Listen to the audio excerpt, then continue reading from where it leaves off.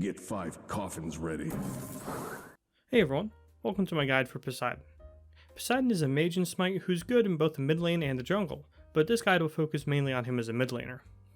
Poseidon provides easy wave clear and zoning tools, but also has the option of a teamfight defining ultimate, but lacks built-in CC immunity as well as a movement ability, making him a bit of a glass cannon. His builds reflect this. You want to pump out as much damage as possible on Poseidon, but his damage is so high that you can afford to go some CDR on him to even things out, although going even a single defense item on him does hinder his effectiveness significantly.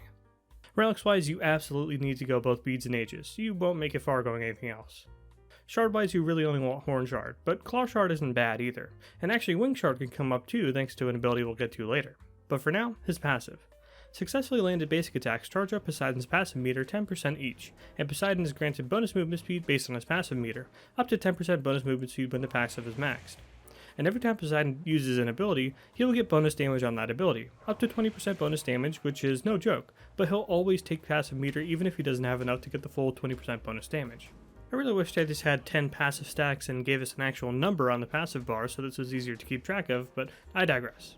This passive obviously doesn't make much sense without knowing how his abilities function, but just know you always want to have at least 50% passive meter before fighting as Poseidon.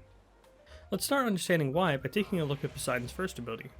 Poseidon fires a slow-moving but long-lasting projectile along the ground, which will pass through all walls and gods, as well as minions, and damages as well as knocks back any enemies hit. A simple but fearsome ability, especially with the bonus damage applied. This ability takes 15% passive meter and has significant base damage and power scaling, making it an excellent wave clear tool but also long-range follow-up to your teammates and your own crowd control abilities. Be careful though, because that knockback can easily ruin your teammates' game plan. I mean, it literally knocks them away from you guys, so if you and your team have the advantage and you're chasing someone down, you're basically helping them escape. Luckily, this knockback can be nullified by other abilities, so you can get that crazy damage instead without the knockback, but let's finish talking about the ability by itself first. It's easily one of the safest wave clear abilities in the game thanks to its range, and its ability to push a mini wave back means that gods who can clear the wave easily, you can let them clear first, then throw this ability out while keeping the minions from entering your tower. As a self-peel option, it's decent, but it's not a sure thing. It obviously, again, knocks people straight back, and this can certainly save you in some situations, but Poseidon is still very easy to push through and kill if you're an assassin. Plus, you have to turn around and cast the ability, which obviously slows you down while trying to escape. So since the ability isn't a sure thing to peel you away every time since it can be immuned or avoided by movement abilities such as leaps or teleports, only use it when you know the enemy can't close the gap back up after you use it. Luckily, that's not all for Poseidon's abilities he can use to save himself. He also has a second ability.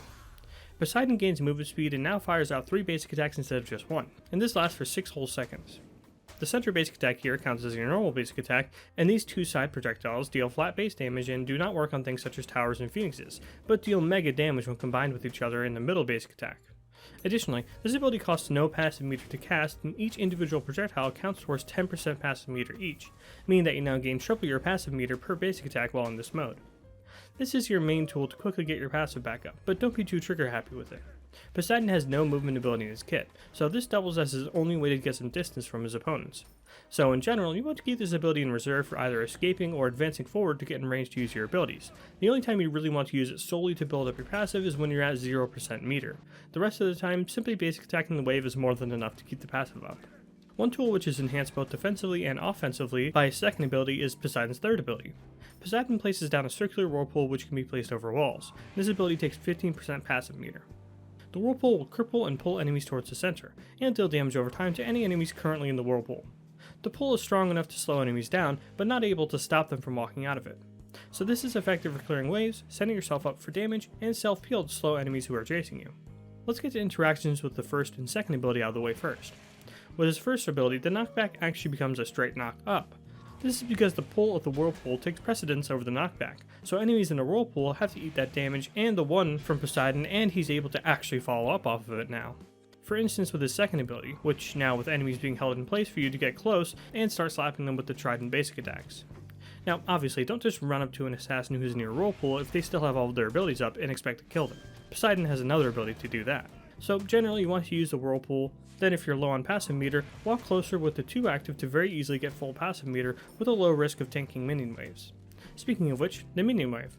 Now, the Whirlpool doesn't do the most damage ever thanks to its utility, as a sort of balancing measure. But remember, since it's keeping the wave in place for you, you can easily clear the wave with your 3-1, or if you're low on passive meter, again just 3-2 the minion wave with your enhanced basic attacks. Lest we forget about using the ability defensively too. The ability isn't a pure get out of jail free card, however. You'll often need to be crafty for it to save you.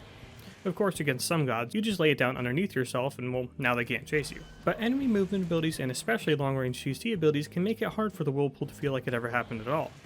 I mean, think about it. You basically just need a hard CC ability with more range than the radius of the Whirlpool to catch back up to Poseidon, and in SMITE, you're pretty spoiled for choice. So try to bait out movement abilities and hard CC abilities before placing down the Whirlpool, because trust me, the entire world is waiting for you to use it so they can jump on you more safely. You also want to use this ability throughout the game to cut off jungle passageways from both escaping enemies and enemies you want to try and pin down for your team. And there's nothing in the game better at picking out a single target than Poseidon's ultimate. Poseidon produces a large circle AoE which will slow all enemies. Then after a short delay, the kraken sprouts out of the middle of the AoE, making the entire AoE deal damage to enemies inside of it, and damaging for a second time, knocking up, and stunning all enemies in the center of the AoE, with this ability taking up 20% passive meter. Firstly, let's start with the obvious stuff. This ability works wonders with Poseidon's Whirlpool. Thanks to the cripple, it means that your opponent 100% has to either use Aegis or beads to get out the barrage of CC and damage. And even better, it means if they only use one and not the other, they're still taking either a boatload of damage or a boatload of CC. And if they do use both their beads and Aegis to avoid this ability, it means that they've become an easier target for your team to kill, or simply for you to use this ultimate on them again the next time it comes up. Additionally, if they fail to Aegis or beads in time, you can use your first ability as well on anyone who gets knocked up by the ability, and they will not be knocked back. And no, this is not because of the Whirlpool underneath. This will happen both with and without the Whirlpool underneath the Kraken. It's a free super high damage ability and you want to use it as follow-up every single time. Finally, considering how much passive meter this ability uses, after you use your first ability, you're going to want to walk up to the knocked up target, if you can, and slap them with your 2's basic attacks. But this one is less critical, although 2ing after you complete your combo does give the option to press on or retreat more easily depending on how the fight is going, so it's not a bad idea to get that cemented into your combos as well. And once again, this is yet another ultimate where situational awareness and timing are key. Naturally, it's one of the best self-peel options in the entire game. You can't really expect to jump on a Poseidon and expect to live unless you use all of your resources. Never forget about that option, but it really shouldn't be all you look for in a fight as Poseidon. In a perfect world, you'd like to Whirlpool and then Kraken your targets for maximum lockdown. This is a good idea in most situations and how you want to use this ability. You let your teammates apply any sort of movement inhibiting CC whatsoever, whether it be a slow or a full-on stun, and then you use the Whirlpool. Ensure you see the first tick of damage so you know they're crippled, then ultimate. But there will also be times you'll need to just raw ultimate someone since the Whirlpool will take too long to cast. And side note, it is possible to avoid the Whirlpool entirely if you're on the edge of it as it starts or leap out before it applies the damage, so just pressing 3 on top of someone isn't a sure thing. So get used to Whirlpooling and then ulting, but you also need to acknowledge when you need to follow up off of a teammate's CC more quickly and just use the ultimate raw. Generally, like on an Ares ultimate, as Poseidon, you're going to need to keep note of all the CC mute ultimates and relic timers like Purification Beads and Aegis Amulet on the enemy team. And if your team doesn't have any good options to burn those things, well, it's kind of going to be up to you to burn them with this ultimate. Again, like on Ares, this can be painful at times when you almost never see your ultimate land and actually deal the CC and the damage, but it comes with the territory of having a tool that can heavily CC and nuke health bars all at the same time. Speaking of which, some combos with Poseidon. 3-1 basic attacks. 2-3 basic attacks.